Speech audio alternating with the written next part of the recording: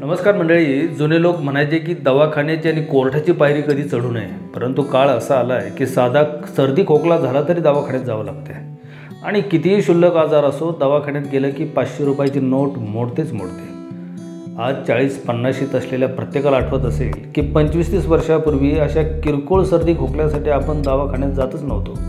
तर घरीच नारळाची शेंडी जाळून मधात बुडवून खाणं, किंवा लवंग जाळून मधात खाणं, किंवा हळदीचं दूध किंवा काढा, अशा अगदी घरगुती उपायावरती आपला खोकला आणि सर्दी कधी निघून जात होती कळतही नव्हतं. परंतु आता आपण आपल्या मुलांबाबत ती रिस्क घेत नाही आणि आपण स्वतःबाबतही ती रिस्क घेत नाही.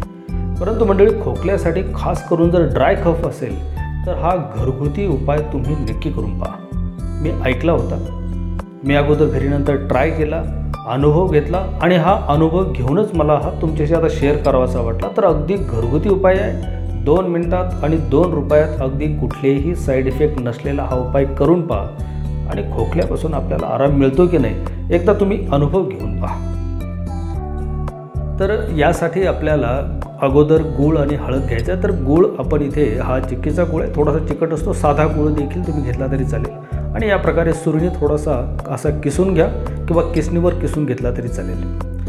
आता गूळ किसून घेतल्यानंतर यामध्ये आपल्याला हळद देखील तेवढ्याच प्रमाणामध्ये टाकायची आहे. तर तुम्ही अगदी टेबलस्पूननं मोजून घेतलं प्रमाण तरी चालेल, परंतु गुळापेक्षा हळद थोडीशी कमी ठेवा. आणि या प्रकारे हे हळद आणि गुळाचं मिक्सचर तर हाताने या प्रकारे व्यवस्थित एकदा मिक्स करून घ्या. आणि गूळ चिकट असल्यामुळं चांगलं थोडंसं प्रेस करून जेव्हा आपण त्याला मिक्स करू तर या प्रकारे आपल्याला त्याच्या गोळ्या बनवता येतील इतपत आपल्याला हे मिश्रण चांगलं मिक्स करून घ्यायचं आहे. आणि मग हाताने या प्रकारे अशा छोट्या छोट्या गोळ्या बनवा. तर यामध्ये आपल्याला कुठलंही पाणी मिक्स करायचं नाही, काही नाही आहे.